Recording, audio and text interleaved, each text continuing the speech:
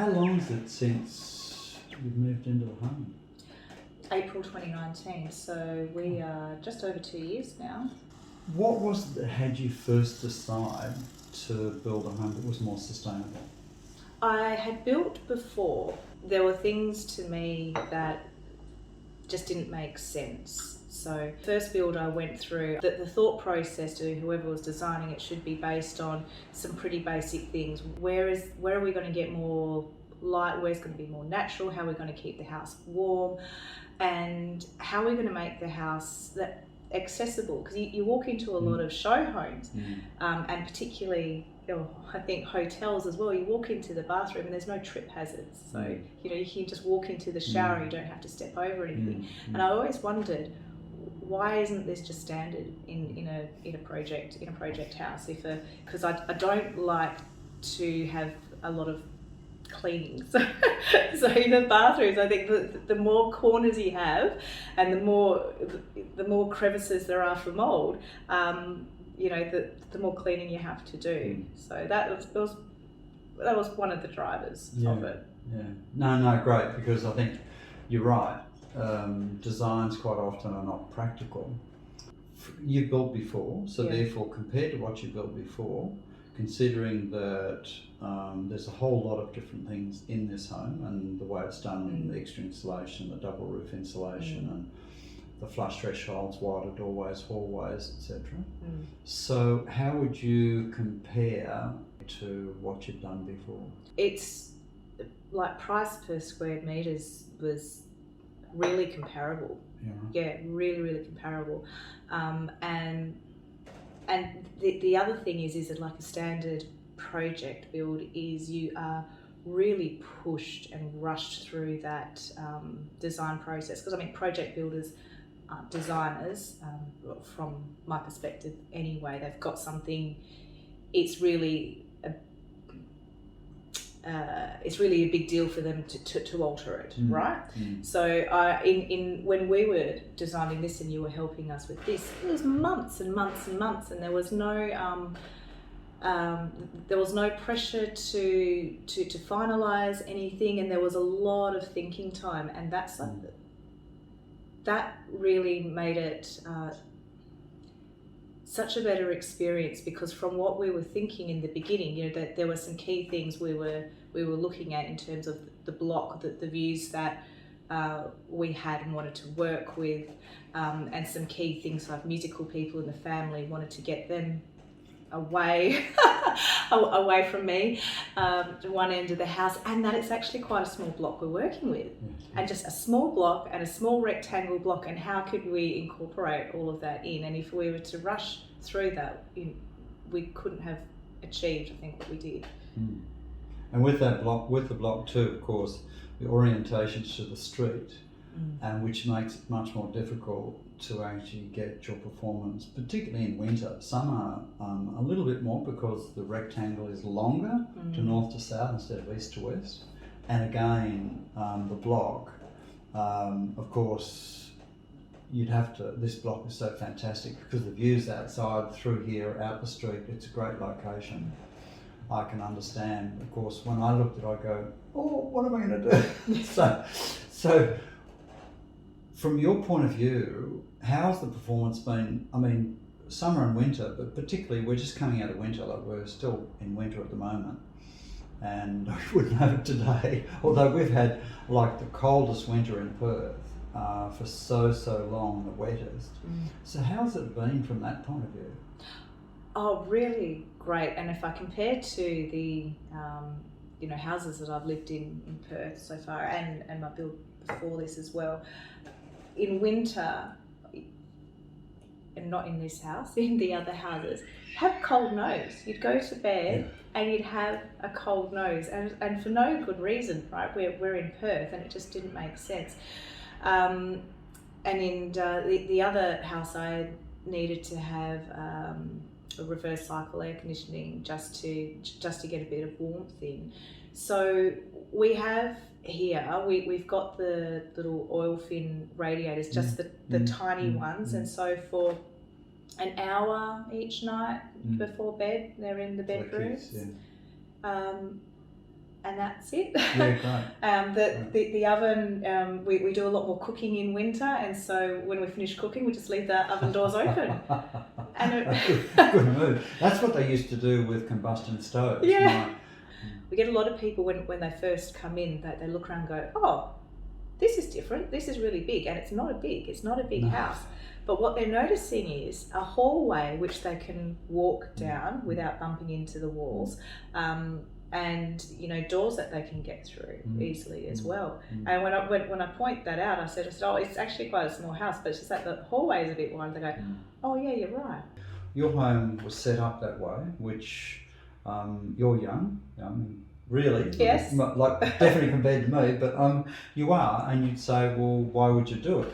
Realistically, I'm very interested how that's worked, but also from the point of view, you had an unusual thing occur which was unexpected, which all of a sudden that brought it front and centre. So could you tell me about that? Yeah, that's right. So within a couple of weeks of moving into the house, I was suffering with really, really very bad back pain. Long story short, over a series of 6-7 months, I was in and out of hospital with several back surgeries, and the times where I was home, I was having to use lots of different mobility aids, and that ranged from crutches through to walking stick, through to a walking frame, and also a wheelchair. And it was a really, really tough time. I was 37, had a toddler, completely rocked my world and what I believed the rest of my life was going to be about. But really what made it easier was the way we designed the house, because it gave me the independence and dignity that got me through that period. So I was able to, and I even compare this to every single other house I've lived in. To get in and out the front door, there's something to step over, or there's a couple of steps to get down. And being fortunate enough to live next to a park, I could wheel myself independently out of the front door and into the park and have some time, and not have to have anyone help me. Without the house being designed the way it was, I either wouldn't have been able to live here, or I would have needed someone to come and stay with us. I would have needed my mum to come and help. But with the use of a shower chair as well, I could literally wheel myself into my ensuite and get myself ready and shower myself completely independently, and again, you can't do that in a house where to the shower you need to step over. And with my particular issue, I didn't have use of one of my legs, so the tripping hazards in the house when I was using mobility aids and not the wheelchair would have been really, really dangerous, and I would have had to rely on a lot of people just to help me. So other than, my initial thoughts were, this makes so much sense in a bathroom to just have a slope down into a shower and not have all these things to clean. Initially, that's what my thoughts were. But in the end, having a design like that was so much more important than the ease of cleaning. I could get in there, I could be independent, I could be left in the house alone and no one would have to worry about me because I was able to do what I needed to, get where I needed to be. Because people don't think about it until they need it quite often. Yeah. But when they need it, it's not there, then it's very difficult to rearrange your home, and very expensive if you can do it.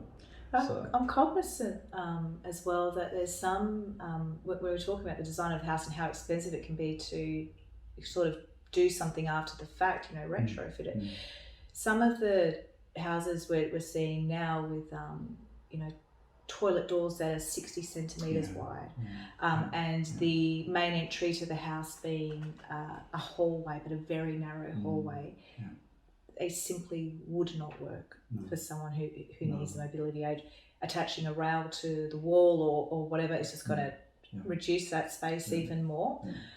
And with the blocks these days getting smaller and smaller, and people thinking about, how do we design smarter for small spaces, I think, well, just from my perspective, and I'm not working in the industry, but that's what I see more. I see more of smaller doors and more tighter spaces, and it's not, particularly going to work for a whole cohort of people. But again, as you say, the cost of this was not much different to a project home, but you ended up with something that suits you. Feels great, and you've done such a great job inside and outside. Is well connected, well designed, and it's designed for the future. A future that's constrained, as people have mobility issues, which you found out, but also constrained from an economic point of view. Our cost of energy will increase, and your energy is very low, and you put some PV cells, it'd be pretty much nothing. You'd probably be getting money back, although there are changing some of the regulations. The way we did the kitchen, particularly when I had the difficulty with mobility, the one thing I could do, and I couldn't do a lot during that time, because we had the accessible pantry behind the stove where I could literally wheel in. I could cook for the family, and I couldn't do anything else for the family during that time, but I could still do that independently.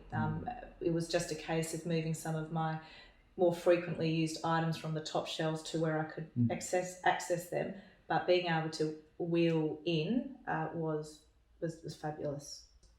It made such a huge difference. I can't stress enough how much those small things, which most people probably take for granted, being able to reach something, being able to take themselves off to the loo, being able to shower themselves, being able to go to the letterbox. That was another thing. It was a daily routine for me.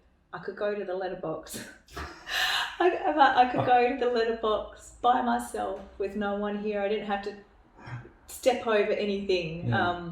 I could just get there, and it was a little achievement in the day that I could do.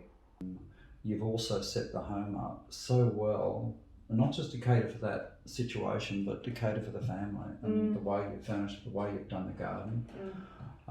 It's great. I think you should be really proud of what you've done, really, and considering all those things to incorporate them into your home. So good on you. Yeah, and it was definitely on a budget. Yeah. And well, I think if there was anything else, if I had the extra funds at the time, maybe tiling all of the bathroom walls, just aesthetically, that would be lovely. That's the only thing I think. Oh, yeah, a bit more tiling, and that's it. Everything else, I love. Yeah, I love our house.